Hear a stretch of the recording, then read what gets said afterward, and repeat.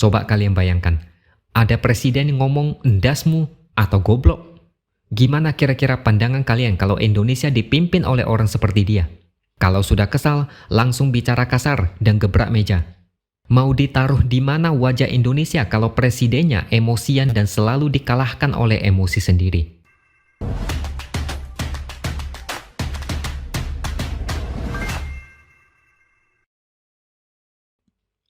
Halo, bertemu lagi dengan saya, X Hardy di Opini Seaworld. Saya mulai dengan satu pertanyaan. Apa perbedaan antara Prabowo saat debat dengan sesudah debat? Kalau kalian sudah paham karakter Prabowo, pasti bisa menjawab ini dengan mudah. Jawabannya, saat debat, Prabowo seperti macan yang tidak ada taringnya. Tapi sesudah debat, Prabowo berubah menjadi macan yang garang dan galak. Buktinya ada dua.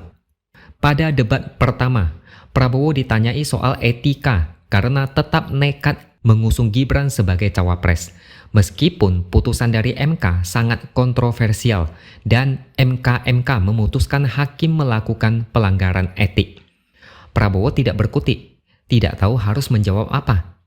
Tapi beberapa hari kemudian sesudah debat, di acara internal Rakornas Gerindra, Prabowo kelihatan jengkel dan mengungkit lagi soal etik itu.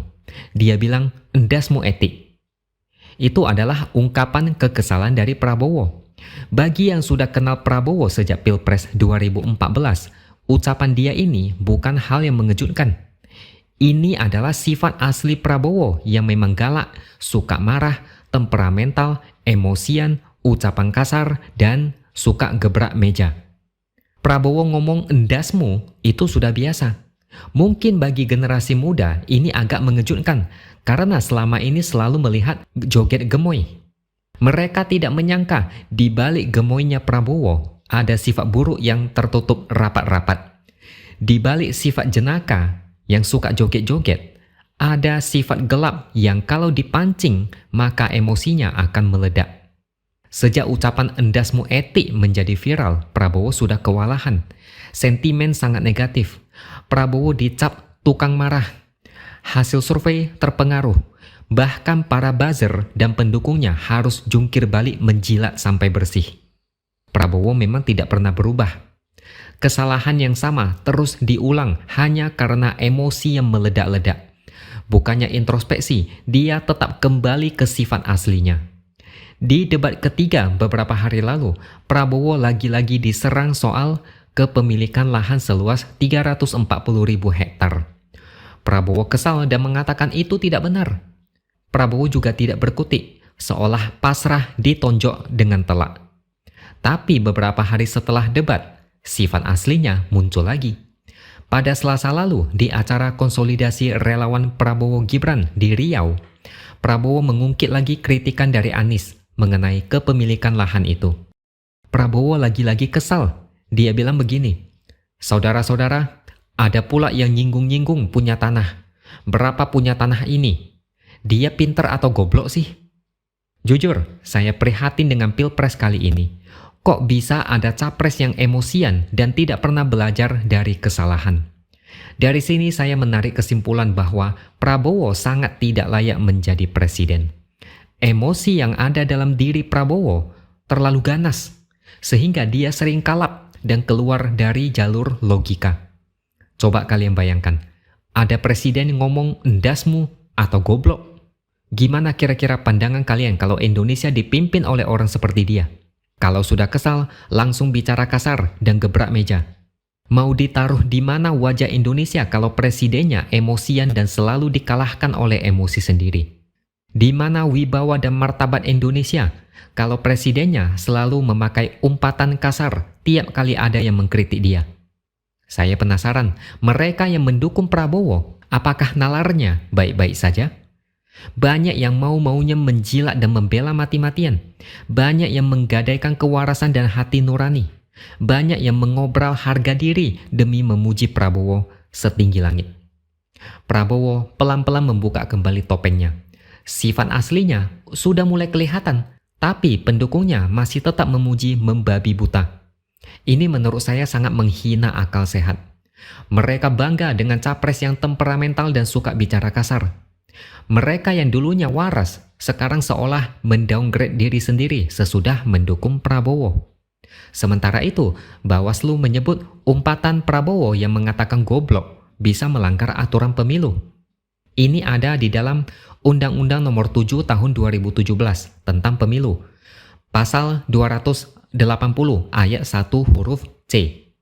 Bunyi pasal itu adalah pelaksana, peserta, dan tim kampanye pemilu dilarang menghina seorang, agama, suku, ras, golongan, calon, dan atau peserta pemilu. Nantinya saat menangani kasus ini, Bawaslu akan menggandeng ahli bahasa untuk memeriksa ucapan Prabowo. Tapi sampai saat ini, Bawaslu belum menerima laporan dugaan pelanggaran dari Panitia Pengawas Pemilu atau Panwaslu yang saat itu kebetulan berada di lokasi pidato Prabowo. Untuk kasus ini, saya rasa tidak penting apakah ada laporan atau tidak. Tapi intinya, Prabowo bangga membuktikan pada kita semua bahwa dia ini emosian. Disenggol sedikit saja langsung kesal dan mengumpat. Prabowo garang di hadapan pendukung dan relawan. Tapi pas debat, dia seperti anak sekolah yang gemetaran saat ujian karena tidak sempat belajar.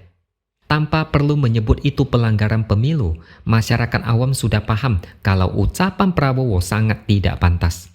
Sebagai calon presiden, gaya bicaranya seperti orang ugal-ugalan yang tidak tahu sopan santun. Ini adalah etika dasar yang anak sekolah pun tahu. Kalau sesama teman masih oke lah. Tapi kalau capres ngomong begitu, rasanya lebih baik Prabowo mundur aja lah. Tidak ada pantas-pantasnya sama sekali sebagai capres. Saya pribadi tidak terlalu berharap banyak dengan Bawaslu. Tapi kalau Bawaslu berani tegas melakukan penindakan, saya kasih 2 jempol. Itu pun kalau Bawaslu berani. Karena di sisi Prabowo ada Gibran, dan di belakang Gibran ada seorang presiden. Bawaslu belakangan ini sedang disorot karena dianggap tidak punya nyali. Semoga Bawaslu benar-benar tegas kalau memang ada pelanggaran. Jangan seperti orang kehilangan gigi, mau menggigit tapi tidak bisa.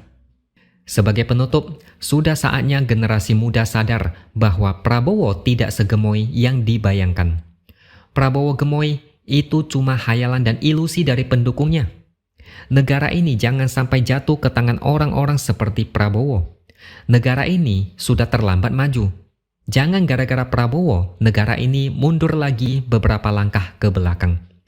Dari 2 debat capres, kalian pasti paham kenapa negara ini bisa suram kalau Prabowo jadi presiden. Dipancing sedikit saja, Prabowo stres dan kemudian emosi. Tidak bisa berpikir jernih, tidak bisa bekerja dengan baik. Solusi dari semua masalah bisa tercapai kalau berpikir dengan kepala dingin, bukan kepala panas karena tidak senang disindir. Negara ini terlalu besar untuk dipimpin oleh orang yang hanya bisa marah dan mengejek dengan kasar. Oke, sampai di sini dulu opini dari saya. Subscribe channel ini supaya makin berkembang dan jangan lupa tuliskan komentar Anda. Terima kasih sudah menonton dan sampai jumpa lagi di lain kesempatan.